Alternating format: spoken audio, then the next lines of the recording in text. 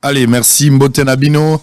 Balandi Abo Solo Télévision pour la deuxième partie. Merci encore une fois pour la confiance, pour la fidélité aux Olembate qu'on témoigner à l'égard de cette grande tribune. Merci encore une fois, messieurs et dames.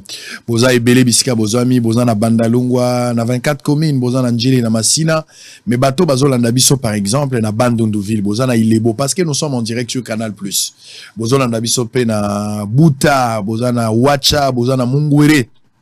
Partout, bisika bozami na Iziro, bozana Mbandaka, bozana Bikoro, bozana Lisala, et pas Bapik, mais na Yeimbo, na forêt équatoriale, na jungle, côté ya Kata Bongandanga, na Pesibino Mbote, bande kwa Mbujima, Inganda Jika, bande kwa na Londres, na Paris, na Pesibino Mbote, bozana États-Unis d'Amérique, na Canada, na Afrique du Sud, Congo, Brazza, partout dans le monde, Mozambique, Tunisie, na Pesibino Mbote, bande kwa Sao Paulo, na Brésil. L'émission, l'invité est déjà connu, il s'agit bien de l'artiste musicien Bogis Bompema. C'est avec lui que nous allons entretenir échange et la deuxième partie. Mais voici d'abord les informations du jour en quelques lignes avant de répondre les échanges avec Bogis Bompema qui affronte l'actualité politique dans son ensemble aujourd'hui. Comment est-ce qu'il va réfléchir autour de toutes ces questions. La politique, même si tu t'occupes pas de la politique s'occupera bien de toi. On va parler. Allez, voici, messieurs et dames, les informations du jour. Kinshasa, Félix Tshisekedi a procédé ce jeudi au lancement officiel des travaux de construction de la cité de métier dénommée Moussala. Alors, on va suivre d'ailleurs une image tout au long de cette émission. Lancement de la réunion du comité des ministres de la justice de la SADC, Samalou Konde, dénonce une nouvelle fois l'agression rwandaise. L'armée annonce avoir tué 16 terroristes et ADF en moins d'un mois à Beni. 9e jet de la francophonie, les ambassadeurs accrédités en République démocratique du Congo ont visité les sites Tata Raphaël Martyr et Unikin qui vont accueillir les jets de la francophonie. Kwilu, plus de 60 miliciens Mobondo condamnés à 20 ans de servitude pénale. Guerre au Soudan, au total, 22 Congolais sont rentrés jeudi 20 juillet à Kinshasa en provenance du Soudan. RDC, toujours l'école nationale d'administration de la RDC, ENA en sigle, a lancé l'inscription des candidats pour sa 9e promotion. Loubero, des hommes armés ont tué un policier à Moubana. IGF sensibilise les mandataires à la gestion des finances publiques. Programme des 145 territoires, la Cour des comptes suspecte les directeurs généraux du BCECO de vouloir échapper au contrôle. 9e jet de la francophonie, l'ambassadeur de Suisse confirme la participation des athlètes et artistes de son pays. RDC Sud Kivu, 3 morts et plus de 100 maisons calcinées dans un incendie à Loguchia. RDC, l'armée annonce la neutralisation de plusieurs chefs ADF dans l'est du pays. Kinshasa, Fayoulou et son parti seront dans la rue ce samedi pour l'activation de l'article 64 de la Constitution. Otuwele, Christophe Basséan Nanga, une mobilisation sociopolitique contre son gouvernement. Et dans la Otuwele. Kasaï Central, plus de 40 morts sur 177 cas d'accidents de circulation routière répertoriés au deuxième trimestre de 2023. Un communiqué de CNPR. Pour terminer, Ruben Mikindo, révolté après la nomination d'un non-originaire à la tête du secteur de Wanyanga. Allez, on va continuer les échanges de ce matin avec Bogis Bompema, l'artiste et musicien congolais, en ce jour à Kinshasa. Bonjour et bienvenue. Bonjour Kouloutou. Alors, on s'est retrouvé à Kinshasa. Ouais. Ça fait combien de temps depuis Sokomi? Donc une semaine, mois, 2-3 jours. 3 jours. Deux ans à Kinshasa. Bonipoto, tiki poto ndengin. Yaliboso, on a remercié grand Dieu à mettre à temps et à circonstances. Tolala ki bibembala musibiso na mawanaye. Il y a pesa biso makasi ya ko marcher le kola ba serpent ba scorpion, c'est toutes les puissances de l'ennemi et peu que ça la biso le côté. Alors nous sommes plus que vainqueurs pour yaza kati na biso da plus fort que azana mokili. Alors ba ki na biso tout est accompli. Donc tous na kondima na nyonso pour yesa longa tout. Totika Congo RDC na maboko na ye mokonzi ya mboka Félix Tshisekedi na maboko na ye Congolais nyonso azana posa ya changement ya développement ya mboka na maboko na ye nalobi merci Seigneur Jésus-Christ. Amen. Amen. Amen. Boni o tiki poto ndengeno tiki diaspora dans son ensemble. Boni komba ba diaspora pour outi poto. Bon, poto ezanango très bien. Obi ke place nyo surtout biso ba congolais tozali ezaka na même mentalité tozali. Donc au mona banda to botama kwanga ezalaka na makasa. Donc mutu moto azo penser est-ce que toko sela ngo emballage te. Mais soto ke na ba exotique au mona ba tek ba oteka makasu ya biso. Bazo tekisa ba tumbaku ya biso donc mais mutu moto ko penser que ah to chango emballage ah to zana lotoko ya liqueur na biso est-ce que toko chango na emballage moko te ko mape ko teka mamokili mobimba. Donc biso to a plus ming na makamuka ya ko réparer ya ko lula ke ko créer to ko bongisa ya biso. Donc ezaka no yebi ba makelele moko ezanga tina sans couper sa solution. Bon na ça l'amalgame te na mélanger batnu surtout ndenge moko parce que ezala bien te ezape na ba oyo ba bunda pe ba combat moko ya solo mais ba comédie eza mo ya trop. Je crois terrain pe a bien ya ko bunda ezali aw parce que to bané ko yo ka o Kinshasa kuna mo to komeza te webi ndenge deni mukwega bana sala ba makelele ko luka ban cher o kuna na Congo soki na komi mais le lozo tambo na Congo aza na liberté.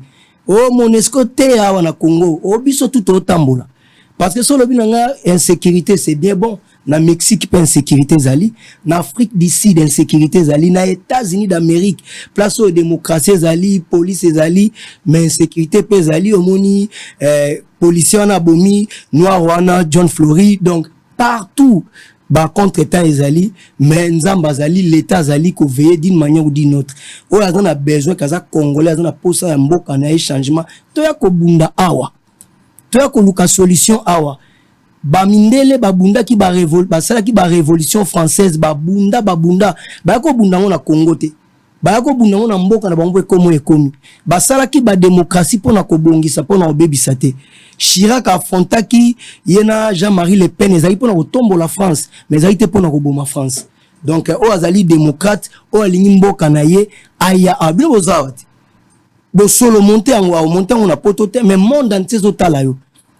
Donc congolais oyo nyonso tene mokonza mboka lobaki to ya awa to ya obongisa ate pa na bino za na kikoso eze pa na bino ate pa na bino état Europe to Amérique eza na climat méditerranéen à malili so basala ngo awa ezaki na Congo to sila metala ndenge ba lita ko sala ba bilamba ya ba poso pona kolonga ba malili bazana mabele fertile te mais bazanga ka safute bazanga ka malala te bazanga nini te musala et les kabamakele les belé beaucoup d'analyse si tout le monde a biso na Congo naza diplômé naza na 10 master so na Congo muto atangi classe mingi yeba komi grand sorcier parce que so pesie musala ala kisa mayelo ya tangaki mayelo ane komi masasi pona ko boma population mayelo ane komi pona au détriment ya ko yiba population donc biso on a besoin ya musala. Comment vous trouvez diaspora ou bino bozala ki lobi diaspora ou bundi saki régime passé diaspora ou manda ou luka changement et ça même diaspora ou ezali lelo diaspora satisfait par rapport ya komba na bango ou bien diaspora bazana méfiance par rapport à pouvoir tu sais que la fongola ki maboka lobi na batunyo so baya mais batu belé pe baye na bangote baye pona ko banga c'est parce que tu sais que de rassurer bangote ou c'est parce que bazo croire na combat ya Tshisekedi ou bien ko bangezaka pourquoi bato bazo yate na yemoko papati na yemoko président Félix Tshisekedi a okokate union fait la force complémentarité et ate mutu phase la président Félix asala pona e biso nyonso tu photo sangisa to bongisa namoni slogan moko zo chango awa na biso nyonso nde to ko bongisa na lisanga to kolonga donc mutu moko iko kanisa te même Jésus avec na 12 disciples nyonso to bane ko sala te azotinda pe yo kende ko sala oyo yo kende ko sala oyo donc ezali important congolais mota ko penser que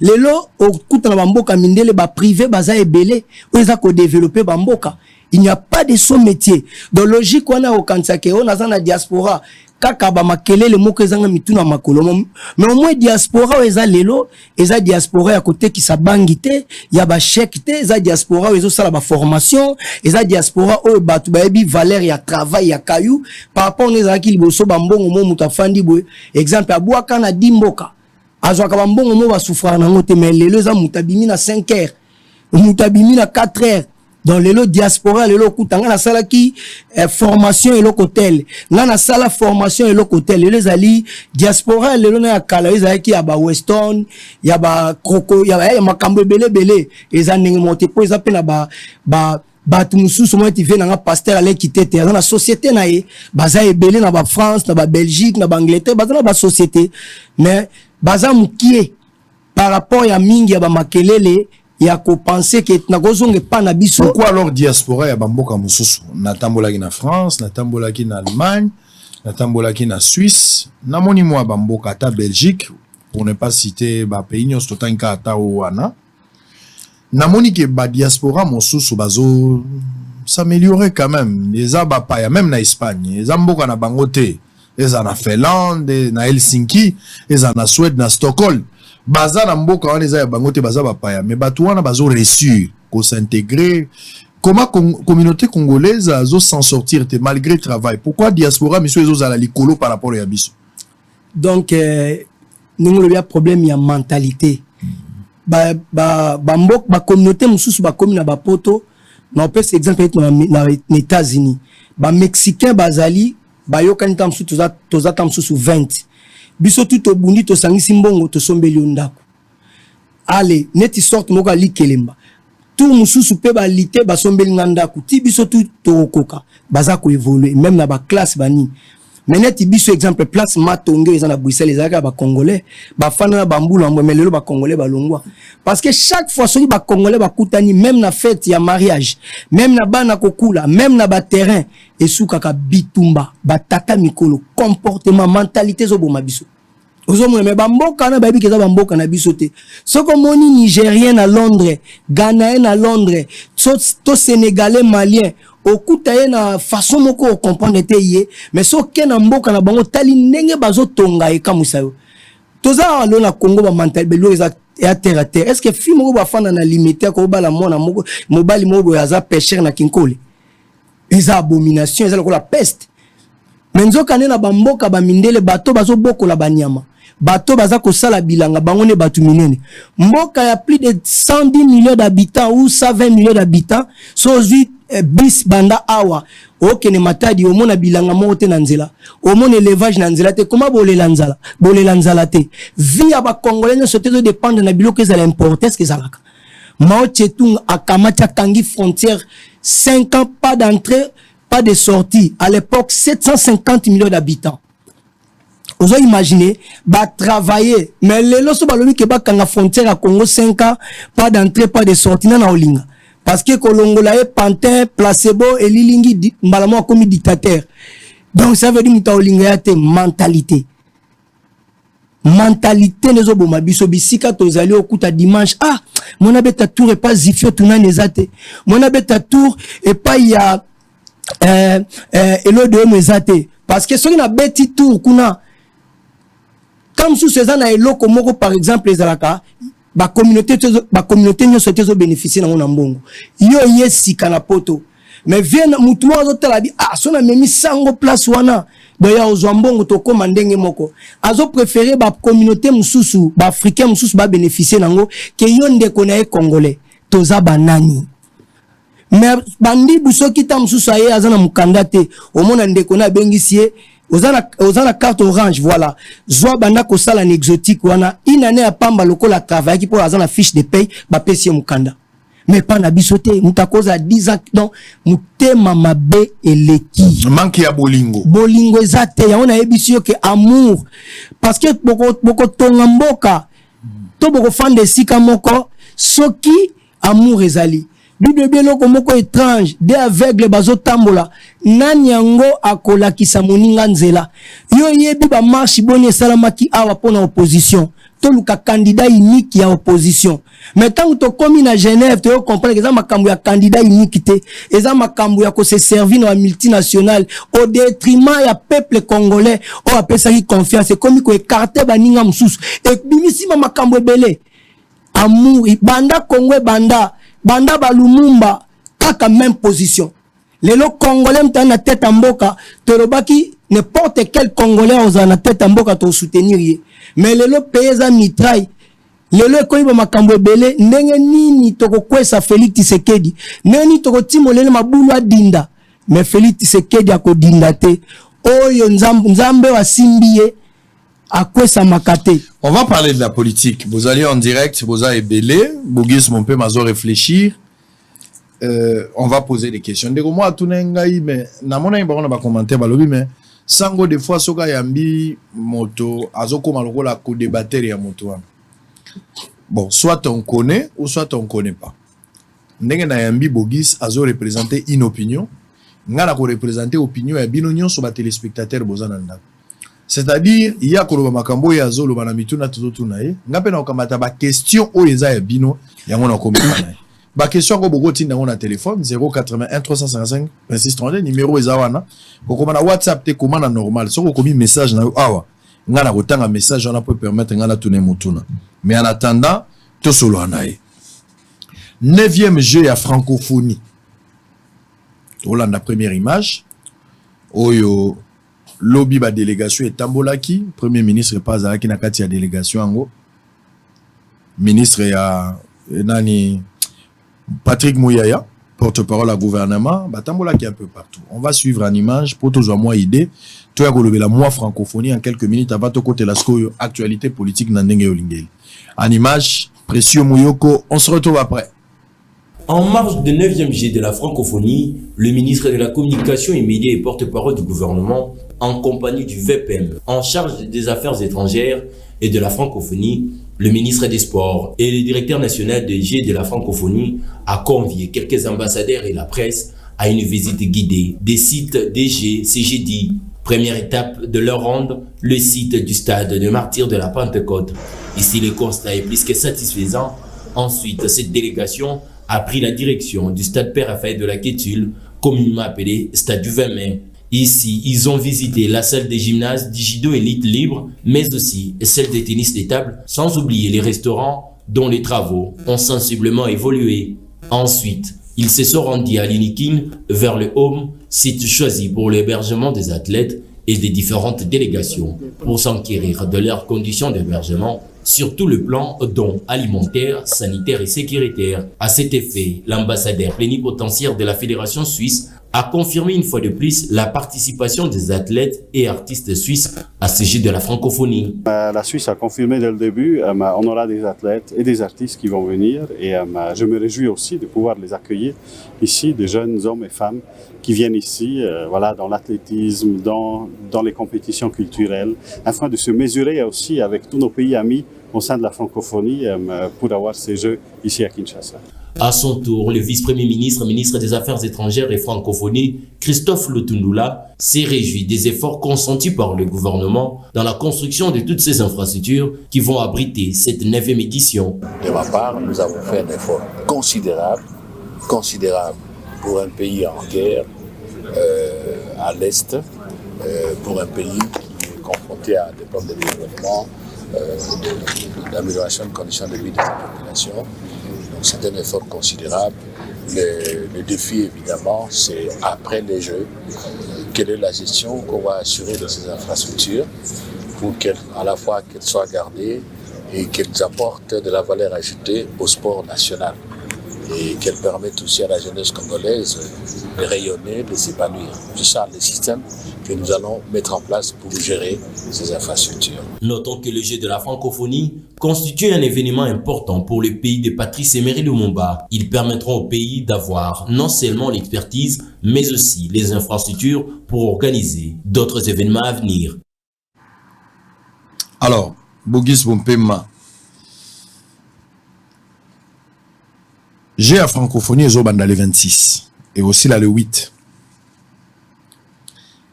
Oza moto Zolandela, oyebi valeur ya Masano. Naza dans Nazaraki footballeur quoi. Comment Bogis est ya balé. Alors, l'Issounini, Oyo Zotalela, 9e G à francophonie, Oyo Congo est organisé lelo, précisément en Kinshasa, Zobanda la semaine prochaine. L'Issouna Otalango Liboso na félicité Mokonzamboka, président Félix Tshisekedi, Antoine Tshilombo le guide na gouvernement na Mobimba. Alobaki eloko mo ke posa na e to choix na ye ndenge na ye zali ke Congo comme Allemagne. Beaucoup déjà ba ozwango neti terre à terre. Mais soki tozongi sima na ba côté ba 80, Chine ezalaki rien. Chine bazali neti bana misala ba japonais. Mais lelo place ba olo ba makama Chine Japon zate. Pour notre travail na 2006 na RFI que son âme repose en paix le vieux Bado Martins. Donc to landa na RFI ba lobi budget ya Chine et l'équipe budget Angleterre. Angleterre a colonisé le monde. Donc ezali par rapport ya travail. Donc président Félix ko salisa j'ai la francophonie awa regard na ngezali ke ce qui est esprit wana il y a ténacité, il y a développement, il y a amour, il y a souci à développement ya mboka. Ce qui est loko wana est commis et contaminé ba congolais surtout, je crois ba robeta li solo ya Congo ndenge mususu. Combien de temps au Congo sali ma francophonie o? Combien de temps on a Monica kana 2 ans au mama e monenge komi boy? Combien de temps iniki ne komi boy? Combien de temps bate ba izina ba traitement mai? Combien de temps plus de 600 bis ya academia? Ya ba étudiant. Combien de temps ba makama ba chita kakobola? Grande sœur na so singa oh. Oui que président Félix a salé biso Champs-Élysées côté na so lemba kota kimbangiste. Ya Lorette bompema bambote to na ya nili bompema. Donc cela veut dire musala. Donc souci na ngazali ke éléphant ya koyaki a telemi. Mutumota ni mec francophonie o tozalaki na o esalama na ta Kabila ezalaki basali banda moko ya bandele batie ba livre ba to notale côté lema. Mais siko ba Suisse ezoya, ba Canada eye, ba Belgique eye, ba pays africains ebele eye. Donc pesi image mususu ya Congo.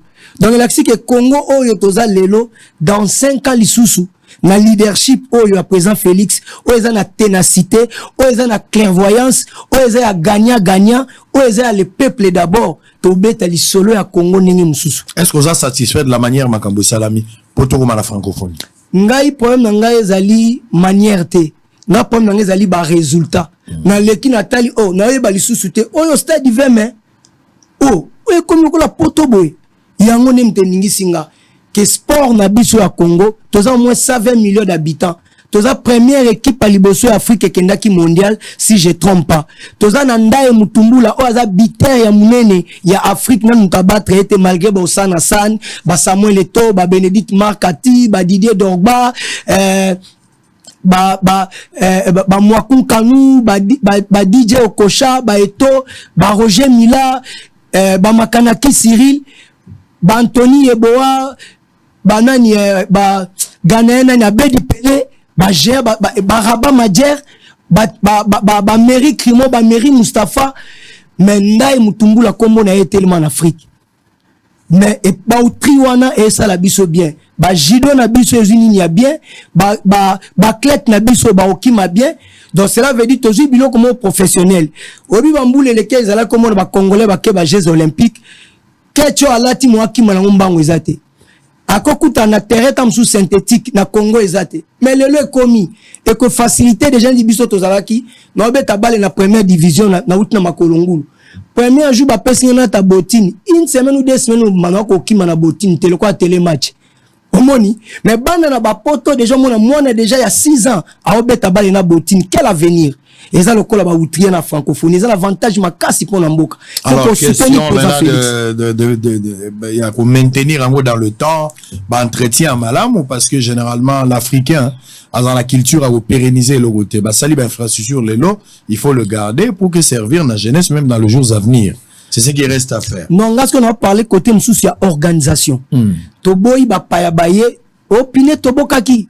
Oh, kouye katraki groupe sala ki boy. Oui, maman inege bimaki récemment. Donc ezala kate. Tous ala ba professionnel. Ba tunyo surtout na bazana besoin kouye ba bizaleli na biso na te. To sala ta semblant. To yo kata soni. Omoni po biso to kende babito tamboli bisike belé na ba Afrique na ba Europe na ba Amérique. Tozo mona makambe belé ngezali. Et la kisite que ceux qui coupe du monde de betami na France bazangi bambeba. Et la cité que ceux coupe d'Afrique coupe d'Europe to coupe du monde betam na mboka ba koka na nyonso mboka na mboka za na spécialité na ye to la kisake to za batu to la kisate ke ba mindele baza batu to ba africain musu ba batu biso to ba nyama o mona bozela mutu moko makambu ya mboka o alala kina ba clé ye mtakangi ba clé yo za nani francophonie yo ya papa na beno to quoi to respecter bapaya. Et ça très important. Très important, prise de conscience par rapport à responsabilité. Voilà. Au bazo attribuer moto, batbal on a baimer na bango. C'est ce que moi j'ai toujours dit aux gens.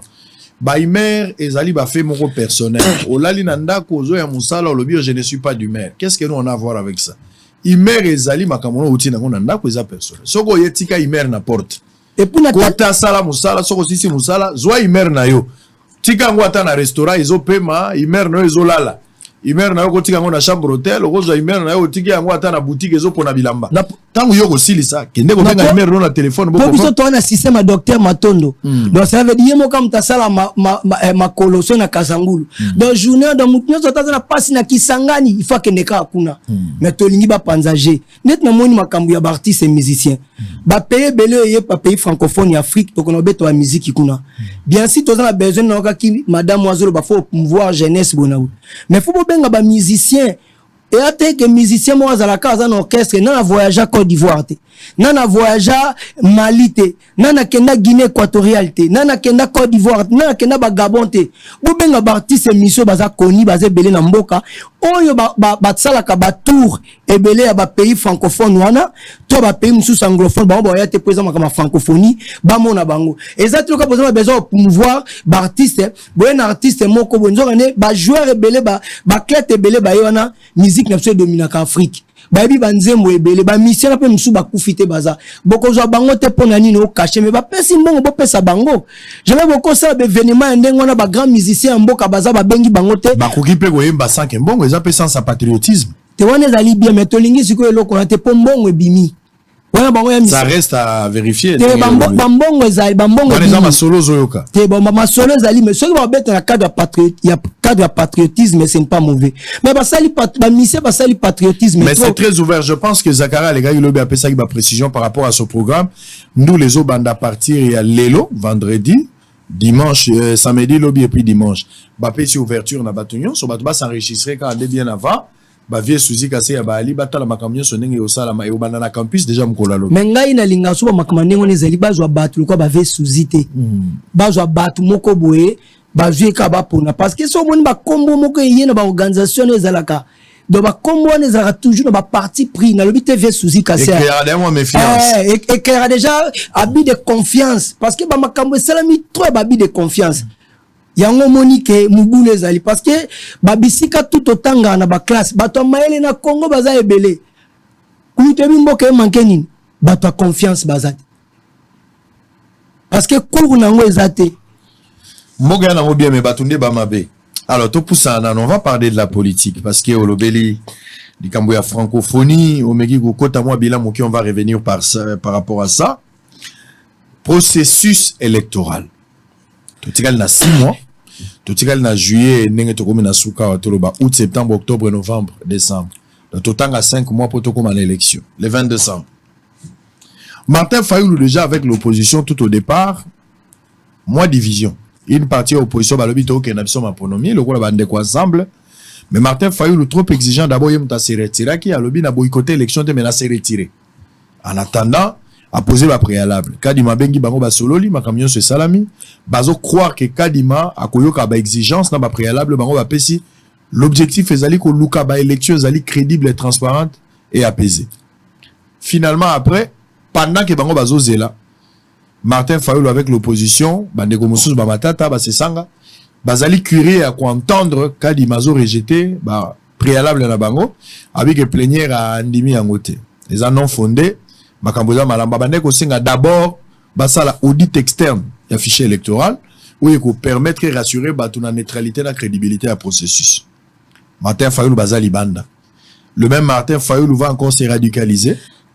Pas plus tard que hier, Martin Fayulu a annoncé lobby samedi, le 23, pendant que toi nager à francophonie. Martin Fayulu a zobenga bato décidé na balabala, y compris la population bazo croire na ye pour activer article 64. En même temps, pendant quoi celle-ci, basalaki conférence na bango le 19, bango ba estimer que crise est en mboka, la crise politique, et que la seule possibilité ya ko aider mboka s'en sortir na crise oyo, il faut que na dialogue. La position ya Fayulu sur terrain, article 64, celle-ci, il faut aller au dialogue. Le pouvoir dit pas de dialogue, il faut aller aux élections. Merci à toi, Kulutu. Ata venanga José Ike Matembele, ata venanga Didier Lengi, na eu ki ba rencontrer ngate. Donc na baino na côté à Martin Fayulu. Ne ba lo ba œuvre humain ou ezalaka imperfection. Dans les toujours dans imperfection. Voilà. Et ton d'arrêter. Parce que tozana exemple ya munene ya mboka moya démocratie ya makasi. Oyo ba fichier électoral ezali ba ba ordinateur ba empreinte makamutu. Mais mubule bima ya makasi. États-Unis comme mibale, États-Unis ba républicain, États-Unis ba démocrate. Batu ba koti tina Sénat américaine. Mubulu ya liwa te si connaît tolo ba yo problème en États-Unis. Donc na limite Congo et koki kopé sa biso leçon ya makamo élection ko les États-Unis. Malgré l'élection de John Terry dans la douté. Tout le monde élection de Joe Biden, Donald Trump et non Hillary Clinton. A comme il président parce qu'il faut récompter les sous ba voix ba premier zala qui est bel ba kena ba état sous contrôler Donald Trump. Donc Congo tout côté na to compter na été toti ka ba prétexte. Cela veut dire bango ba Martin Fayulu ya liboso azana mbongo te ya ko financier campagne. Ya mi balé bango bazo compter na makamba ba dialogue parce que biso to vivre kaka na ba dialogue na ba gouvernement d'union nationale po ba luka ba mbongo ba salo mutema elingi. Pona makamwana bachaka ngo ba peuple te lelo na francophonie ba paya baye faut ba sécuriser bango pouvoir nini ngo na monde ko ndima coupe du monde za na France to coupe d'Europe za na France opposant mo ka sengi marche et ça la makawapi menga yo ka musanga te za ngo na impact te na le 30 décembre na veille ba programme ba proclamer élection Martin Fayulu la sengaka nini ba ville morte mutato sayazate mutumoka sayazate. Donc cela veut dire Martin Fayulu oyate que les francophonie za ba paya ebele baye sécurité na bango en danger pour to plaire. Non ceux qui Martin Fayulu ont participé à l'élection ça problème té tu sais que dit grand opposant le père président Félix grand opposant na 2006 tout ça la chaise vide ma bataille Kitate Kinshasa changea comboté. Bon opposant basé de l'opposant quand il a qu'ici Martin Fayulu te soka salité mais biso tozala ki na 2018 ba biso machine à voter oyebi président Félix alobaki to ken élection na machine ou sans machine ezala ki que président Félix azui ba mbongo mamebele ba sala kutu ba marche ba leki ko finga maman Marthe ko finga papa Etienne ko finga président Félix mais ba chaîne na bango soutenir bango balobaki lokola Félix Tshisekedi oyaza parti de masse azana population ya Congo ya ba congolais tout lokola participer te marche et simbité wana basangana ki bango tout ba bemba ba caméra tout le monde oyebi yango donc mila to fandi awa eloko ya sika ezalité donc ceux qui a ko sala marche lobby na limite to ko privilégier makama francophonie to des ordres anambo. D'abord il faut informer la Ngobila, la ville faut prendre acte. Mais est-ce qu'on y dit que dans les toilettes au tika ba bêtise wanate Kabila salaki francophonie on a obi ya ba ndako mandala la ya asengaki ville morte asengaki asala désordre mkolona pour président Félix Tshisekedi démocrate donc cela veut dire massa sezuye na mutu akimi nakokufa mais Pineto Boki akepa kasongo atika ba comédie wana. Donc cela veut dire biso total intérêt en mboka moni makama francophonie au sadi beaucoup pour les congolais papa ba réalité belezo salama eza be fort moko ya kolakisa ke ba makambo belé baza ko propager contre mboka ba francophonie tanga salama ela que ça signe moko ya bien. Donc ceux qui a net ba makambo ya dialogue ya ba makambo wana lobi ya ba celle-ci makambo na biso to ligne ngote to ke élection que les meilleurs gagnent. Gouvernement ça versé 200 millions ezate tout à Kabila na mbongo te o ba pa ba pesa te o eza gouvernement responsable régime asika na idéologie asika le peuple d'abord a versé mbongo premier te token élection o ebi kaza populaire ko le cahier o ebi ke a travailler ma bien pouvoir on ba congolais mais bazo estimer ko ken élection baza d'accord mais pour na bango bazo tala lo lenge senya organiser makambo. Ils ont mon c'est comme monsieur ozo beta match mais arbitre a déjà contré la chance c'est belé à gagner match wana et si babanda ki makamona kala to mona ki awa yo yambi mutu moko boye so ya armée du Sali ebisi Chose azolo banangai ke to voter mutu tel Monesco a ko soutenir tel que on a poto. Donc ça veut dire bango bazali na ba candidat na bango toujours basala ka ba désordre. Oh ba tout tel bo voter bango na sénité bana tendance à président Félix. Mais Kadi Mauta ki na Kimbangise. Mais nous comprenons que Kadi Mazala contre-temps parce que a tribu Luba parce que Ambongo Fridola yebesaki batunyo surtout que ya bango o bazala ka ba makambo ya élection ba armée du Sali ba réveil ngam na loba yango te c'est pasteur Soni Kafuta.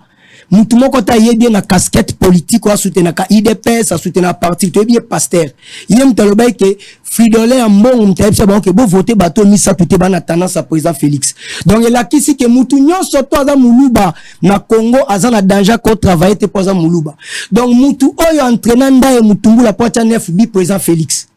Donc mutu oyo entraînant mutombo potonga hôpital wana ya 45 millions côté aéroport président Félix mutapesa wa président Jibem Piana voix po ba yemba na ba pepe kalena wa papa wemba donc on nyonso non biso to cédé bloc aningo na ta nous devons lutter contre le tribalisme mais oui parce que ça n'a pas sa place dans la société voilà yango no monique les ennemis à développement yango no monique to ko permettre babilo konate dialogue ya nini to ke élection obi dialogue na ba mission na ngozani tokene na dialogue na dialogue tokene transition moko tangu mandat na biso ko sila et comme mbala moko ono Félix ana pouvoir te to luka moyen nini moko to ko sala na kati to longola ye to cha mutu mususu po bazo penser ko sango moko mutako diriger transition to docteur ngo mukwege do sango ko yiko zala na côté ya parti politique ya 5 ans ya ko passer te toke élection. Donc pas question d'aller au dialogue. Dialogue exactement. Mais yo yebi que calcul les ala ki banda kala ke soki Fayula koma ki président après 2 ans banga ba zongisa basala élection Katumbina na nani bazonga. Na mboka nini? Donc Katumbina bemba bazako desia ba congolais tout. Ça c'est au sakana batu. Biso to respecter to ko violer constitution teza maman na biso jamais. C'est-à-dire to une élection ceux qui Félix a gagné soit pour la poli. Non, bango balingi élection te parce que sondage est clair na misala que nous gagné président Félix Tshisekedi. Et toi laisser bimi na likolo bazo lukaneni bako étouffer Moïse neng bako étouffer Jésus. Donc cela veut dire on gagner ndengeni. Ngana leki na kamwe mama ye mo 5 niveaux gagner ndengeni. Oko gagner ndengeni Kinshasa eza Congo te. Asali plus de 700 nini. Plus de 700 centres de santé dans le programme à 145 territoires. Congo est comme chantier partout. Pour gagner n'en. Bas soda salaire mati, bas fonctionnaire salaire mati. Qu'est-ce qu'on a quand bas policier peut passer la marche, il doit parler du peuple. Ya bon on a poto passer la marche té. Les États-Unis passer la marche té. Mboka ni marche za la raté. Oyoka ki ba gilet jaune té, ya na mboka ni. Au moins que sans c'est bon na France. Milongo ngana via l'inquité te toté na mulongo 2 heures du temps. Na France. Bon, dans le pétrole, au fait, on a tout, mais moulongo par rapport à quoi? Bon, on a bis au Congo, ils ont côté les mains. Et les alatenini. Très bien, on va revenir tout à l'heure. Léonie Makumbu, Makasia Robo et les gars Bitumbozu à Moapi, signé Bogis Bompema. Allez, on va souffler, on va prendre l'inauguration de la route Kindele. Félix Tshisekedi, très attendu, mais malheureusement, les présidents n'étaient pas là. On va voir aussi la vie des mères, un calvaire au quartier Mpanga à Kimbanseke. Mais le président Félix aussi était à Mombele. On va suivre tous ces éléments. On va se retrouver après, deuxième partie pour récupérer la loi Tchani et le reste de l'actualité politique. À tout à l'heure. Jeudi 20 juillet, la population de la commune de Mongafula, précisément celle du quartier Kindele, était mobilisée depuis la matinée pour revoir le président de la République, Félix Tshisekedi, comme il avait promis, venir inaugurer la route Kimwenza. Malheureusement, à cause de son agenda chargé, il n'a pas pu se présenter. Soucieux, ses habitants se sont exprimés en ce mot. Président de la République, où est match aller, mais retour, tous de la Tiokoya Kindele. Papa Félix, vraiment, tous de la Kakaoya, parce qu'il faut que tu aies un gombo. Abila papa Fati population on a so moni poto yamba yo donc papa Fati yaka loko ozwaki makanisa bongisa biso nzela bongisela biso pe mai to mela pe mai ya pont oza yaka to mona yo to ezo ba problème na biso. Dans la foulée, il demande au président de la République de mettre de l'éclairage public pour éclairer la route pendant la nuit.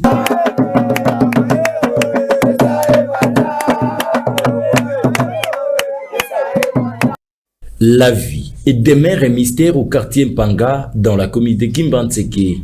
Dans ces coins de la capitale Kinshasa, l'accessibilité dans ces milliers pose un sérieux problème.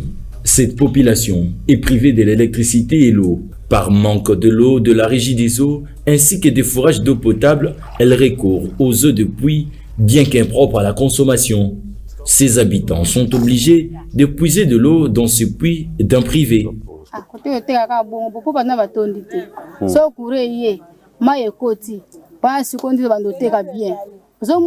Bandako evandi bato bazokota te pasi pe epa na biso bato bazokima mpona nini mai eza te kure eza te nzela eza te bato baza na mituka na bango moye bamata koto oyo eza te donc koteka na biso ekoma kaka donke bongo kaka oye kovanda kaka oyo kaka nzambe apesi ekoki nzela mpe biso tokosala biloko mpona ngando ti koto moto mpona yanga mona biloko 5000 francs bénéfice mpe eza ya 5000 francs te taka biloko ndeza bongo na mfuta ya 5000 francs poto longwama bato koma to gaspillage msu 10 000 francs poto koma awa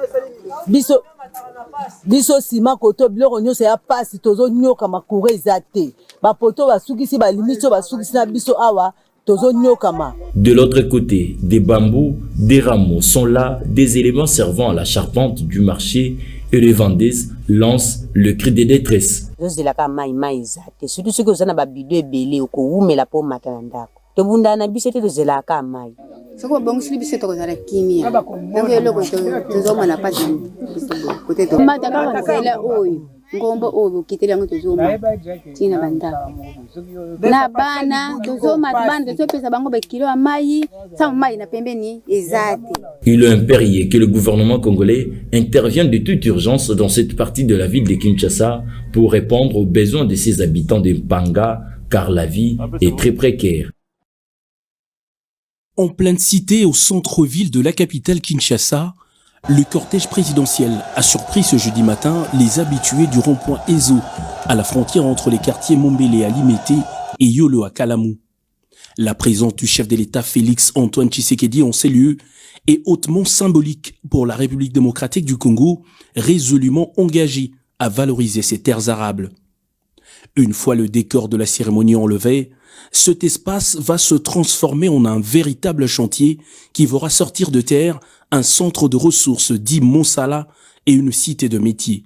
Autrefois très célèbre pour sa formation en agronomie, cette école cycle court de moniteurs agricoles créée en 1959 va renaître dans une entrepôt grâce au projet Kin Emploi qui répond à la vision politique du président de la République. La construction du centre Monsala entre dans le cadre du projet Kin Emploi, un programme salutaire qui apporte, en collaboration avec le ministère de la Formation professionnelle et métiers, un appui au développement de l'employabilité et l'entrepreneuriat à Kinshasa.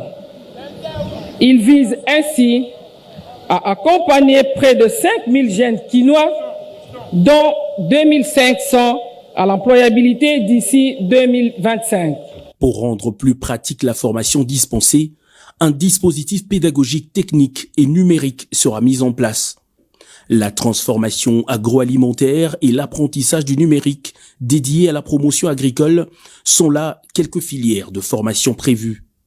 Le centre sera ouvert à toute personne désireuse d'obtenir des informations et assistance sur des questions et projets du secteur agricole. La cité de métiers de Mombele est donc le projet pilote.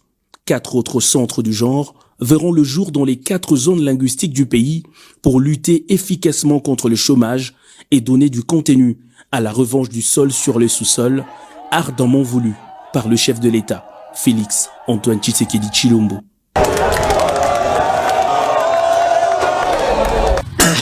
Allez, nous sommes en direct, on va répondre. Boza Ibele Libosu Aba TV Nabino. Bozolanda Bosolo, on va continuer. Place Bozali. Nabi numéro à téléphone les ali, si vous avez des réactions, vous pouvez go salango 081 355 26 32. Bato Bazon la Bison à Paris, Chikito Mouchachino, on a Pessi Ombote Place aux Ali. Didier Kayembe depuis Paris. On va reprendre le plateau avec Bogis Bompema, la loi Tchani. À une période, loi wana et Tchaki Mwa Makelele. Loi Tchani des pères et des mères. Et Tikali le voilà slogan à Batu, il fallait les cas baligner en session et en mars finalement ba étudier en côté communal na moi pembeni les londenge crise ezali les londenge division ezokota na mboka. Est-ce que aujourd'hui opportunité ya ko discuter pe ya ko voter loi ya Tchani ezali? Quelle est l'importance lelo ya ko voter loi ya Tchani? Est-ce que loi ne ko diviser ba congolais to liwa nezo eza ko sangisa ba congolais? Ozana malo. Merci à toi. Avant on a yawana tant on la kisi makama banzela mais kinde le wana ezala ko exister na Congo te kutu kimwenza na nzela ya mission ya bambongo érosion mo ezala ki wana ya grave kutenga ki boma na campus na université mobimba maintenant le président Félix a commission lelo wana zaka mutu mabe loi Tchani ozoloba vient na sango photo za ba réaliste question tout na ngeza loko loba ah moi na ngaza malade so ito memie hôpital po bika malade ko sepelate n'était ce au saisir nga bien bah ça neti moi na moko aza malade parents na yeba bika so ba kena na hôpital malade sepelate po no memie na hôpital po bika doto tike na malade non Congo aza na problème ya makasi na Congo aza na maladie ya makasi loi Tchani ezali toza na eloko toko verrouiller te koleka wana mais ba loi ezalaki bandakala bokendaki Sun City kolongolango pourquoi et bande ko déranger bino na nini parce que kala ezalaki na Congo mais bo changer kango par rapport à quoi mboka nyonso tout bato azotambola baza na ba loi na bango loi moko te ezala kaka pone sepelisa bato nyonso loi nyonso tout ezali kaka na avantage nango na désavantage nango. Et puis batiaka ba loi tam sous moni ah babi Judas trahir Jésus yangani nakati Bible eza munene surtout ba verset tout eza yangate donc cela veut dire eza na makambu moko na kamwe na moni Fridolin mbongo aleki na toile alobi to boya ki loi oyo ezali loi ba opesa mutu kombo na parlement ezali loi ya congolité eza lokola ivoirité et bebisa Côte d'Ivoire mais biso to même parcours na Côte d'Ivoire te ba comparaison eza raison te est-ce que Côte d'Ivoire eza envahir na Burkina Faso est-ce que ba Burkinabé ba kota na Côte d'Ivoire pour na ko agresser bango que bo sala te a poussi bouchon plus loin que ba député ba sorcier ba ça l'apprentissage à sorcellerie mais ba député peut ba quoi ko revendiquer il faut respecter ba député peut ba respecter biso to vota ba député mais to vota mbongo te et puis na kamwe tanga lobi bongo na yeko kamwa ke une semaine na Benin to moni Paul Kagame abimisi abimi alobi même M23 eza problème te président Félix Koutaza innocent mais biso to litene to récupérer est à Congo RDC ambongo kota lo barrière. Donc si qu'on loi na batmaroté le mélange par rapport à quoi? Par rapport à la réalité to vivre na mboka oyo. Banda afdel la kota awa to vivre ba réalité belé. Ba réalité moko grave. Koboma ya koboma. Kagame bomaka chaque jour na Congo. Kagame a sali combien de plus de 12 ou 15 millions de Congolais bakoufi. Donc biso to na droit ko verrouiller makambo wana te ya congolité non. Parce que rêve à paya ebele ba que toza naïve toza boye donc soka botina congolais le ba koza na accès bo ne to mona ki moni plan jumping na kati nani oza ka opposant gabonais wana mais longi lokola chinois est-ce que ba congolais capable bazate ba ko diriger mboka na bango ba bato ebele ba yebi que loi ya Tchani mais loi ya Tchani même ceux qui parlement déclassé yango za dans mot d'ordre o eze pas ya congolais nyonso. Donc, Tom Matato qui est dans la tête en mboka, faut congolais de père et de mère. Ce qui est ça que l'œil va modifier, faut total. Parce que pour l'instant, tout ça, moi, imperfection, ma cambrébélé, oh, yo, ça la peine force, ya ma capacité. Surtout, écoute, na moukonza mboka, botengez à la grave. Loi ya Tchani, ali important. Vous voyez que Moïse, a ça là, 4 ans, quand il pas na bango, et puis, 40 ans, et pas ya Pharaon, 40 ans, na pays moko, à Mandiandit. Oui, que Moïse, tant que Sephora a monié passe bateau kakamai, Moïse a yaki ko sauver bango. Bateau qui m'a tant bazongi papa na banga tunya lobina oh. Nenu bokenda chaque jour bozonga ka retard. Ne lo boye avant. A lui to moni égyptien mo comme tabik sibiso. Pour la ni lokola kola ke pas pharaon, Bible azali initié na toute science égyptienne. Donc et là telina e culture nae mais na kati ya Moïse azali na makila za juif tant baya ko expliquer kaza juif azako obligé aboma baka pour ko libérer ba Josué azako obligé à défendre makila nae makambo tozolo il y a des pères et des mères mutu ko yiko ya ko contrer yango te États-Unis kuto sala que mutu surtout oza botami na mabele na ye aza américain donc ceux qui ambongo temela au Congo des pères et des mères bongo loi ya tchana catholique mutu azali catholique a catholique tazana doit otangisa kuna te eza ko kabola ba congolais te totuni so eza ko kabola ba congolais te et puis na kamwe Christian Mwando aleka alors ba que ceux qui loi congolité le qui et que Katumbi a déposé candidature na été ba ko kata katanga mais Kabila azalaki wa Katumbi a côté na 2018 te pona kata yi katanga te azali kota Katumbi pona kata yi katanga te est-ce que biso to kondi mabilo ko wana démocratie quand même ezala ba limite donc to kene na élection to ça la démocratie a bato mayele pona intérêt commun à Congolais tout. Donc vous ne gérez que par la proposition à loi Tchani. Mais loi Tchani zali pona Congolais tout le monde awa pendant 18 ans l'équipe ba sambisa ba Congolais na makila na Kabila. Mama ba je koko na papa ba mikolo na mambula na ba leki na télévision pona kolelela ba libérer je koko za maladie. Tomoni maman Marthe, notre maman Aleki na France 24 na TV5 pour na bondi la première dame nous surtout ya planète corps ya papa Tshisekedi oyo ko iko pesa mot d'ordre de mon côté mais ba interdit yango na mabelo ya bundela to moni yango Bogis lokolo zobosana makambo zo lobeza réalité ya makambo elekaki tolandaki mama Marthe tolandaki mama ya baje koko tolandaka pe Franck Diongo à l'époque mais le lopé continue pour maman ya Franck Diongo pe aleli maman ya Franck Diongo aleli tant bakanaki Franck Diongo awa a pas na ba service ya l'état kendaki demia pas se retrouver na ndolo finalement ba bimisi maman ya Salomo Kalonda idi skadela Kalonda zape na kachoti lelo maman pe ya Mike Mukebai na mwasi na ina bana na ba on peut bazolela c'est-à-dire les choses n'ont pas changé de la même manière ba kombo ya batozo tanga balelaka de la même manière pe bato bazolela parce que batebele bazomona ke ba arrestation arbitraire ezali et qu'il y a une forme de dictature qui s'installe du jour au lendemain. La Kisangay pasteur continue à régime à président Félix ou kota ki prison bimi le boko netengami. O azali na traitement à mabe. La Kisanga muto président Félix a sambi sina makila na mai. Ne ba sambi se Franck Diongo. Kutu yo yebite ne maman Franck Diongo a sepelite Franck Diongo a bimi. Albi frakaza na prison pour la ko sécuriser ye. Position na bango za clair te bazoli na ko bomisa batu po ngambo ko pas président Félix. Cela veut dire situation on parle de Chéribé Okende. Exemple parce que sur le lobby tangelanga Chéribé ana otangelo Chéribé Okende. Voilà meti Chéribé Okende. Ba menansaka ba bomaka tant mususu mutuma zo cha mutuma à l'aise. Chéribé uti ko sala awa. Chéribé uti ko zala awa et puis Chéribé za opposant intellectuel. So taliba discours na ya osala opposition mokote ya batu mususu ba lekaka on est au moni Jakinda la edi. Bon on tika lettre pa ya Kadiombo après Kadiombo kufi. Proposition n'engate wa Mike Mukeba ya Daniel Safu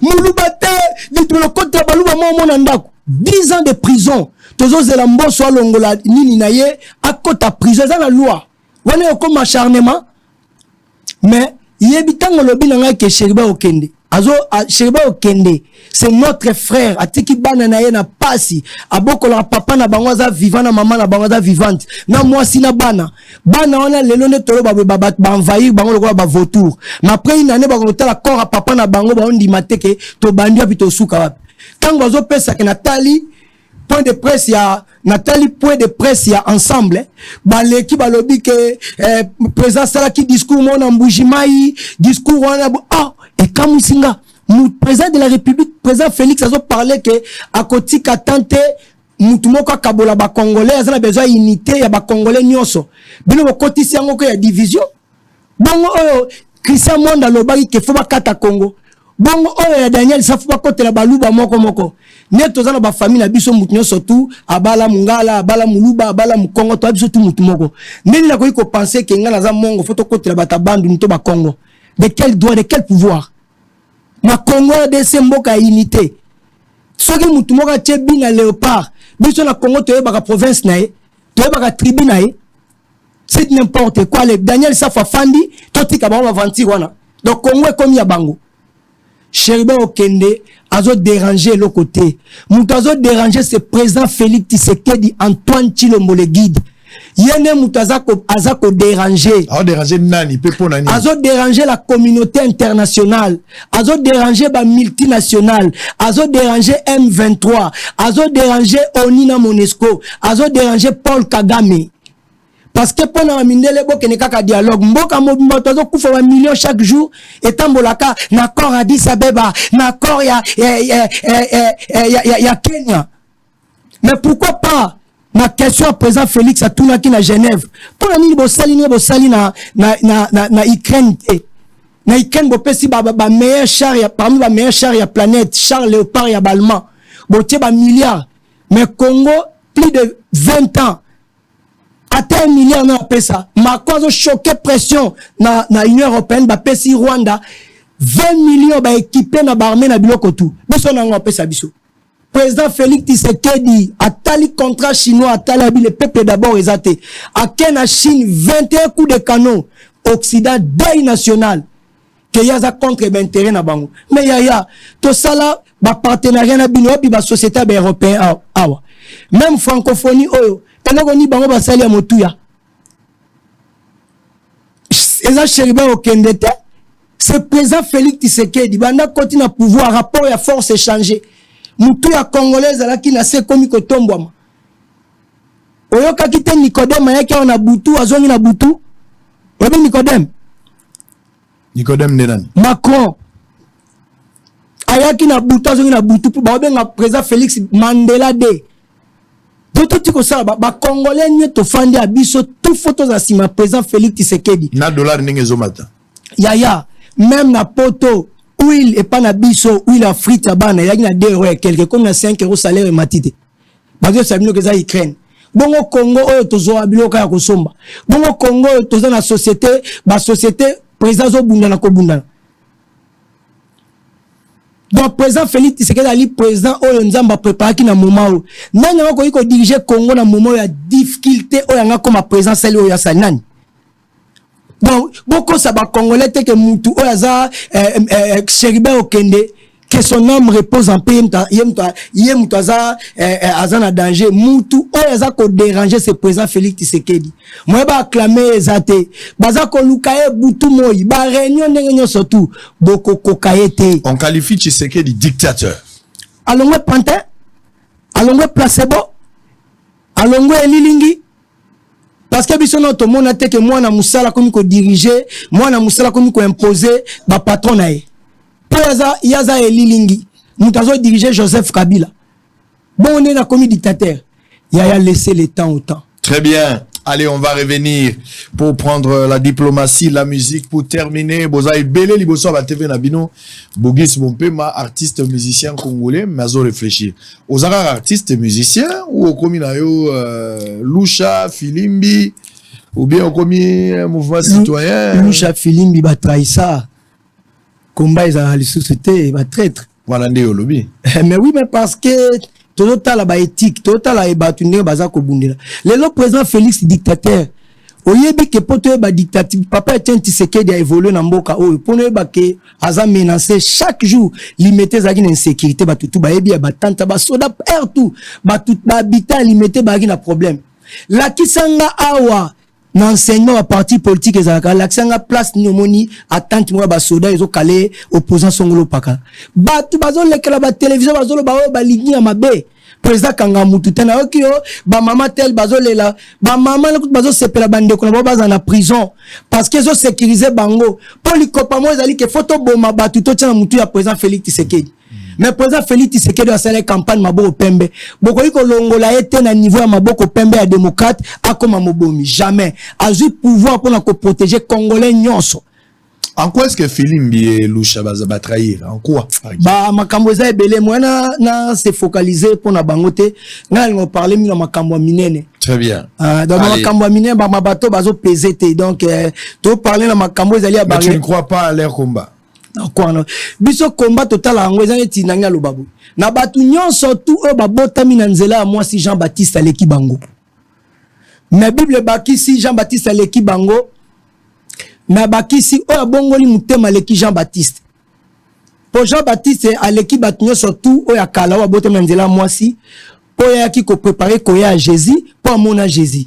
Mais Jean-Baptiste aleki ba Abraham ba Moïse batutu. Mais muto abongoli mutema aleki Jean-Baptiste po yazali mwana ya Nzambe. Na batu nyonso to bazolo babaza Baptiste kediste. O babotami même na état d'esprit na tie présent Félix pour na biologiquement biologique te. Na tie na état d'esprit que aza Tisekedi. Présent Félix aleki bango. Tant yo Martin Fayulu doza Tisekedi biso to kamwe. Na 2006 yom to botola ki mande a chaloupa muto Kabila. Comment on va le makambuke yoza Tisekediste? Yom to teka villa Kinshasa pour comme salité. Voya da bombo le komi ayo. Il faut pas affirmer des choses, tu es en direct sur un plateau de télévision. Tamba le kakabalo baka awa yolo baka bango ke ya plateau à télévision ba le kabalo ba n'importe quoi. Mama kambumo ka ba lokuta. Ozo imaginer que mutazo kamati ba lo baneti ke lokola sheriba okenda kufi pouvoir mtebomi. Pouvoir on a ce qui présent Félix. Mais qui a tué Okende? Mais non, mais Yebisang, est-ce que Okenda za ko déranger nani na pouvoir? Okenda za déranger nani mutaza ko déranger biso tout yebi que za présent Félix. On va revenir tout à l'heure pour terminer. Mais la personne Silisa. ya muke. Silisa. Tomo net loi tchanye zalaki awa. Omonit ba diplomate ba tnyo surtout ba ningani. Même atana makambu ya Sherba Okende. Neti ko faut que no benga États-Unis, to que no benga bo. Toi pays indépendant. Loi ni nango ya monde na subasmani ne pesa ke États-Unis to France au sala enquête awa.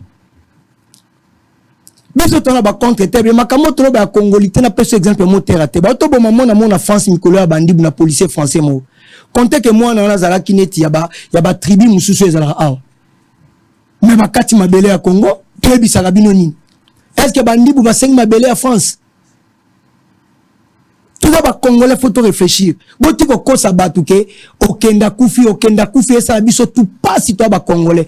Congolais, toi, as parents, na monde, na tant monde est traversé, tape moko tyrannique horrible. À quoi permettre que bandi ma bomine de komoko bongo. Mais bato ba bomine bazali banquette et salama. Biso tori ko tia ba kombo batute, mais toza na kondima, ke banquette et salama, et ko sopa bate bele kalate. Yango zo mon agitation. Politique moko ya agitation ya kosomba conscience abatu yo politicien nini politique ezalaka idéal bozo ko adhérer pa batu politicien zana ayiba mbongo ya Congo akende kosomba ba parti politique loka be équipe ya football na idéologie nini bozo babogis oyo président Jibem Pia na vivant tunaye to soutenir ka papa Etienne Tshisekedi de son vivant. Ça veut dire sur la commune de Washington discussion na ba congolais na ba voyage tala ba Zambie banzela ba discussion. Allez, on va revenir pour terminer, c'est le temps. Allez, vous allez prendre l'inspecteur général, chef des services, inspecteur général, chef des services, Gilles Alinghetti. On va prendre quand même cette sensibilisation pour contribuer à la lutte contre les détournements de deniers publics et mettre fin à la mauvaise pratique de la gestion des finances et biens publics. On va suivre Anima cet élément. On se retrouve après pour terminer. On va prendre peut-être la musique pour terminer aujourd'hui. Bogis Bompema, pour la première fois, vous allez donner votre numéro de téléphone. Il y a des Congolais qui voudront entrer en contact avec vous. Bon, il n'y a pas de problème. Mais en image, on se retrouve après pour terminer. À tout à l'heure. Une séance pédagogique a été organisée mercredi 19 juillet à l'attention des mandataires des entreprises publiques auxquels était associé le secrétaire exécutif de l'Association nationale des entreprises du portefeuille. Objectif, contribuer à la lutte contre le détournement des deniers publics et mettre fin aux mauvaises pratiques dans la gestion des finances et biens publics. Dans le droit fil de la vision du chef de l'État Félix Tshisekedi, l'IGF s'engage à participer au nouveau paradigme de la gestion des finances publiques aux nouveaux mandataires afin d'éviter de constater les formes de prévarication. Dans le droit fil de la vision du chef de l'État Félix Tshisekedi, l'IGF s'engage à participer au changement du nouveau paradigme dans la gestion des finances publiques aux nouveaux mandataires afin d'éviter de constater des formes de prévarication dans leur gestion. Intervenant d'entrée de jeu, le président de l'année a félicité l'accompagnement de l'IGF aux entreprises publiques. L'inspection générale des finances par l'instauration de la patrouille financière, nous constatons aujourd'hui la disparition de certains termes ou vocables qui étaient péjoratifs collés aux entreprises, en savoir le qualificatif de canard boiteux. Aujourd'hui, ces termes n'est pratiquement pas plus utilisé. L'inspecteur général des finances, chef de brigade, Gabriel Kabanangi, a pour sa part présenté la raison du contrôle a priori et concomitant de l'IGF dans les entreprises du portefeuille et les établissements publics. Dans son exposé, il a fait savoir aux mandataires qu'après avoir constaté lors de leur mission de contrôle la mauvaise gestion, les malversations financières, le non-respect des textes légaux et réglementaires, en plus des difficultés de recouvrer les montants détournés, c'est ce qui a conduit l'IGF à privilégier le contrôle a priori avec comme objectif principal de prévenir les fraudes, les détournements, la malversation financière dans le but d'implémenter la bonne gouvernance au sein des entreprises et établissements publics. La mission d'encadrement que nous effectuons et que nous appelons la patrouille financière s'avère être un instrument efficace. Et je ne sais pas si vous allez me contredire dans la prévention de la fraude et de la mauvaise gestion.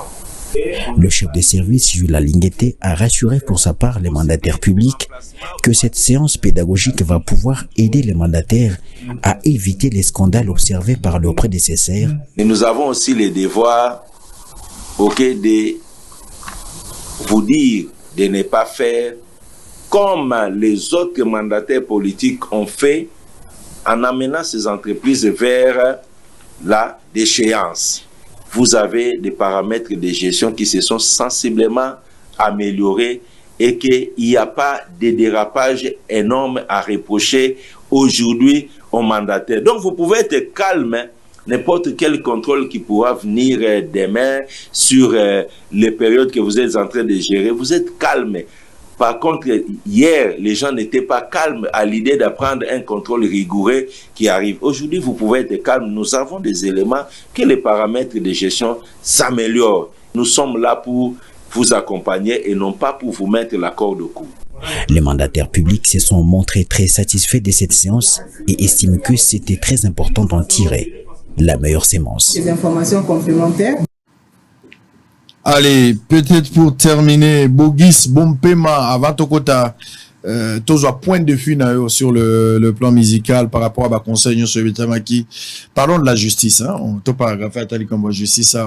Félix Tshisekedi est mon co-président de la République. Na échange au Basalagi Natina Salama récemment. Mboka, ce n'est pas pour la première fois. Ayoka passe la justice. Ozoku Misaminga a état des droits à 37 ans en lutte. Mais Tshisekedi reconnaît qu'il a échoué sur le plan judiciaire. Il y a mon président Mtalobaki qui est bilan à Ezali négatif en même moment côté à Makambotali justice. Président Yemoko Aleli. Mais comment encore contradiction? Président Yemoko Andimi qui a un échec côté à justice, a commis ses gratuités et autre chose. Mais même justice au président se plaint de Balingba juger Matata. Est-ce que Matata doit faire la confiance à cette justice qui a échoué selon Félix Tshisekedi? Ah, merci à trop. Pardon, avant na mwelo mwa bref. Dans le bina bateau, babo tem nanzela papa et tchenga. Kamwa ki fang diongo basambi se na makila, o Félix Tshisekedi a perdre des lignes à tatanae. Na kamwa ki lisusu na moni, oh, Pero azole kalobi, a sengi Kabila pardon. Kabila a sala brassage, a sala mixage. Ba calciner 6 personnes à siège à IDPS. Baboma batu combien? Na mboka oyo. Maki Rossi Mukenezo kata mutema congolais toi na ngona ba téléphone e ba sambisa mutute ba komo sambisa bango lelo na président Félix to mona ki John Numbi awa brigand assassin criminel sanguinaire génocidaire azana morgue na kata ndaku mobomi Kalev Mouton appareil à répression congolais ko bougete lelo congolais comme la liberté na mboka ne pour président Félix afandi donc ceux qui toquent na côté à justice Mamuto le beza bien.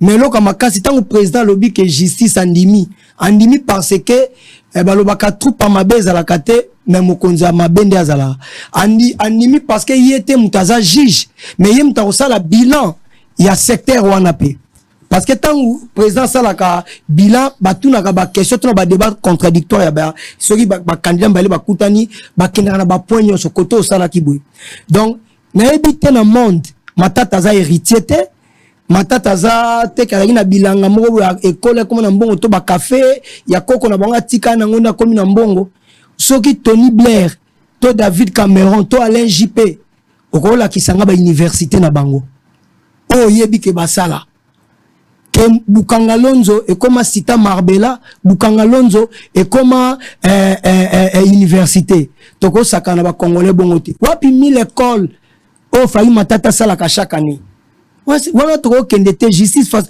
matata jamais ko ikozala ni candidat député ni candidat président so des gens na ba soupçon ndenge wana jamais ko iko postuler na ndenge nini akosakana ba congolais justice fait ça la musala nango bango basala ki ba loi na tout à Kabila va sambisa ministre faux présidence nous te pesa mais ah le peuple d'abord tawaso le président le pour la justice oyebi et comme on a clôturé à makasi zalike na catégorie à batunya surtout bakutana na Jésus kaka catégorie à batumo ko basala bazwa ki miracle était auprès de Jésus ba lèpre bazwa ki miracle ba prostituée bazwa ki miracle ba aveugle ba koka ba kunki ba tutu ba kufa ba c'est quoi. Mais faut mi tout na pona nini ba pharisien bango bazwa kité pendant que ba pharisien baza ba impidique te ba assassin te ba voleur te lo remonter pour bazala ki na propre justice na bango le plus grand obstacle aujourd'hui na Congo RDC propre justice et ngolo ba nini na mboka ta ba milliardaire bazata le plus riche ya planète akoki ko sala ba entreprise akoki ko soma ba avion akoki ko sala ba école ba université mais jamais akoki ko sala justice na yemoko parce que les ministères régalien jamais akoki ko sala armée na yemoko parce que ceux qui un individu pour na mbongo za na justice na yemoko mboka etambola ndenge siko ba juge na biso ya mboka ba commissaire justice ya mboka lokola ya bango ba traitango na bango donc ceux qui n'ont problème au ezali dans la justice na biso bosana ce n'est pas bien la Bible nous dit c'est la justice qui élève une nation ce token Esaïe 28:17 Nzamba lobi ke na sali justice lokola règle et donc et na sala lokola droiture donc justice c'est un niveau ba ba niveau ya mboka na justice tala lelo niveau ba juge na biso d'abord soko tali même na armée na bisika ebelo ke bo ma Congo confort au moins na mukonzi moko tali poste azala ona ndenge ya confort ezali zo concorder te na poto joaka 1500 1300 soka ba moni 5000 na compte na ba bengi sozo ngwa il faut Congo landela makambona et lokola makambo yaki ya ba organe ba otexa ba organe bakangi ba kidnapping wana au moins na mutasimbi ba dollar maman ozolela bakangi mwana yo kidnapping mais mwana na yo wana tanga osimba ba dollar otuna kete papa sala ka tozo ngo wapi ça c'est la sorcellerie yango no moni justice ba juge il faut bo soutenir mboka bo memi mboka na niveau moko ya kosakana te justice neza niveau justice neza ko sécuriser na clôture sur le mot important biso tangu tozo bunda bitumba oyo na juillet 2019 toyamba ki président Félix Tshisekedi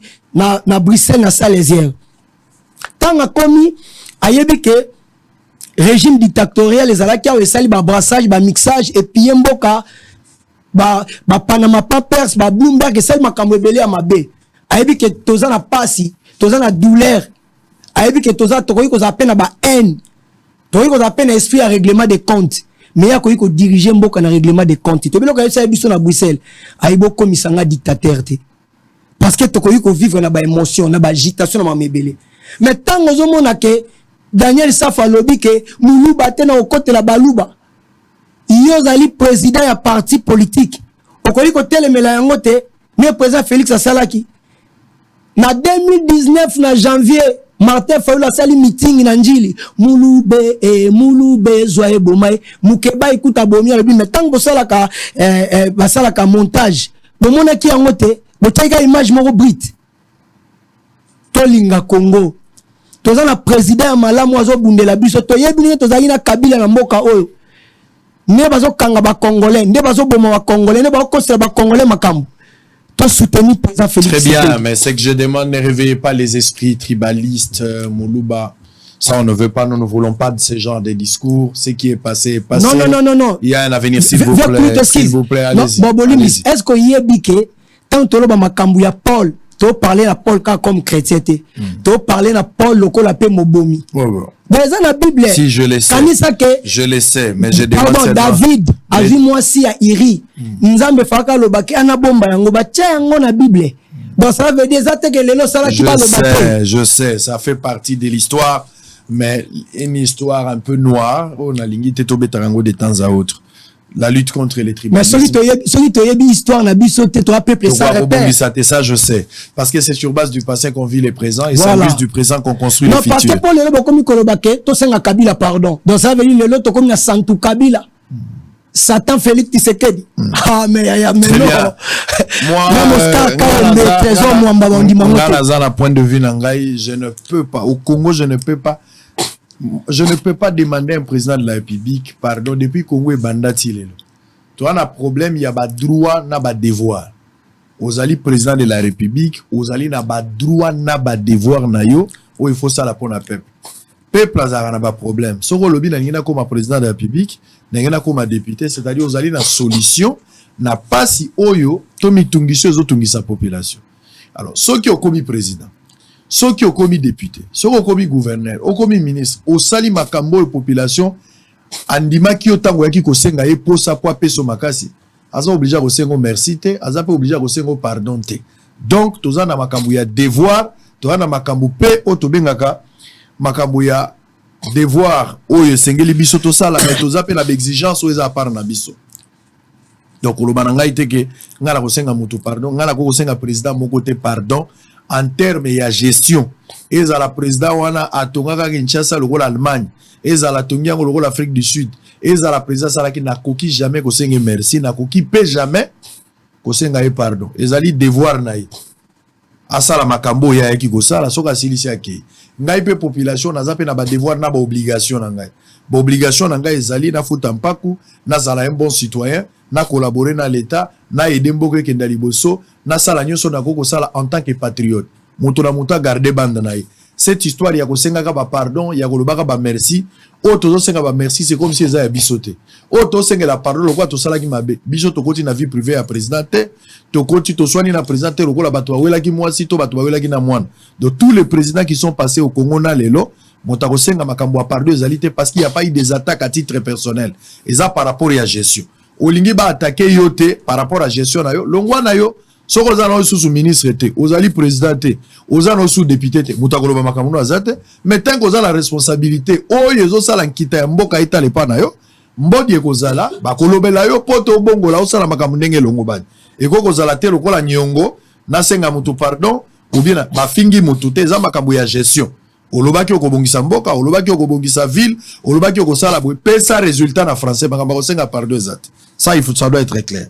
Point de vue na yo, bauti ko nommé Barbara Kanama wana Masela, président Pesibino ba musicien encore une fois chance, mais pour terminer aussi, au moni ba concert o uti ko beta ya bandeko na yo faire koto, au moni pe fali ba beti. Comment on analyser ma prestation na bango, yo en tant qu'artiste, na moni pe guerre mo ekoti ya polémique bakamba rotondisa. Zomone banda liboso fali atondisi faire atondisi et qui encore plus loin où est la bande ta la stade de tondisa zotanga e atangi affaire atangi pe ya piano. Donc liboso na Barbara Kanam n'avait massé là vraiment ba félicitations na bango. Donc et puis côté affaire na fali pe ba félicitations na bango. Mais côté nde lobiso ki ba otanga ba stade sali plein. Donc ngana talaka ba stade parce que moni concert pour ngana zoango loko la fête. Donc ils ont la fête. Moutoumon côté toko tourner les lots. Ministre la biso invitation. Il y a fête moko kenda ki tamsu na 95. Mais toko tourna moutou pesa biso date tamsu su yande kono moko to être moko cher a kufaki na 80. Date on ezali. Donc ngana on parler plus na ba œuvre. Banzembo lokola ba atama loba ya pamba avant biso to botama. Banzem lokola ba omba lelo ko na ba 30 ans yango zo beta et artiste de son vivant vous matam subo tia e kate photos de l'absence lelo musique na biso eza kitoko ba jeune ba osala misala bien eza bien mais surtout que na ba fête banzem ezo gagner mingi ya banzem wakala maman mbila bela za populaire te na Congo so tamble bat balandaye mais nze mono oni na ngoyo gagner banze moni na fête nze mono oni no gagner Madilu système na fête nze mono oni no gagner à président JB Mpenda na fête nze mono oni ne ko gagner à Dalias Ntesa na fête nze mono oni no gagner à Papa Lutumba to à Papa Taboulé to ba Papa Wemba lobi ofanda ke na mono na véredi à Miss Makmabomengo tankala ça fait le combien 35 ans ou 40 ans donc moi na bali à boti au jupe ba koko donc lelo to ko fanda te to publier concert que œuvre nazo yeba ke toza bana mike to na nze moi Julien Ecclésias na l'amour ezalaka toujours un perdant toza na banzem lokola Jambonique c'est fait mon jam ya Leonard Richie to na banzem lokola all day ya Madonna ça va succès Marvin Gaye manze momobo ya mystique donc artiste za œuvre Michael Jackson a kufa tika hymne national oh nene nene donc hymne national œuvre non on le concert Michael Jackson. Très bien, on a fini pour aujourd'hui. Peut-être un dernier mot. Donc dernier mot n'angazali peuple congolais dans l'ensemble des biscuits tout aux alliés to soutenir président Félix Tshisekedi yem taza ko déranger. Na minute oyo bako sayote c'est notre Moïse. Comme si on le ah d'accord Moïse na biso mais nzamba sala ka à travers bateau. Nzamba tinda kaka bateau na ba domaine ebelé. Donc to soutenir président Félix yem tazo déranger. Les lobobo sanate Antonio Guterres a bisaki biso. Bali ba changer actualité. Et comme neti komoni makambu ya Sheribe Okende oui to na ona passe mena este bat bakufa kilobi ebele. Bat bakufa ba okufa ebele. Antonio Guterres a esi biso ke M23 l'équipe biso na minduki biso to mona ki on eti blague. Balanga bisa biso ke la communauté internationale ba soutenir kae donc nga mona bundana ezate po ba grand surtout baza pourrier donc za minduki kolekanga. Donc Congo zo bunda contre monde entier. Cela veut dire lipa na biso bo mona ki communauté le kama pétrole John Kerry yaki apona pekisa biso. Donc ça veut dire boza na partenariat ba communauté ba père na biso donc ozana nda kuna mwasi na yo américain et français toné lelo yo la na chambre moi ça là na salon donc manga na yo ozana doit cha prité toza la sima ya président Félix Tshisekedi bato bele bazo postuler wana pona ba intérêt ya ba paya pona ba intérêt ya mindele babomi déjà mboka oyo baomo bateka ba makala société na kinga zalaki babimisaka ba richesse kendaka mais bon donc tokoyi ko fanda te to permettre ba bêtise. Allez, on va terminer. Donc la pesi bambote trop na venangai José Ike Matembele, la pesi na Oscar Kayembe, na pesi na honorable J.R. Ricoli azo postulé côté na biso Mwamba, honorable venanga Dodoni kazo postulé na Mwamba, Trésor Ismange, na bosanité Fifi Wech, na bosanité Sheribet Nzambi.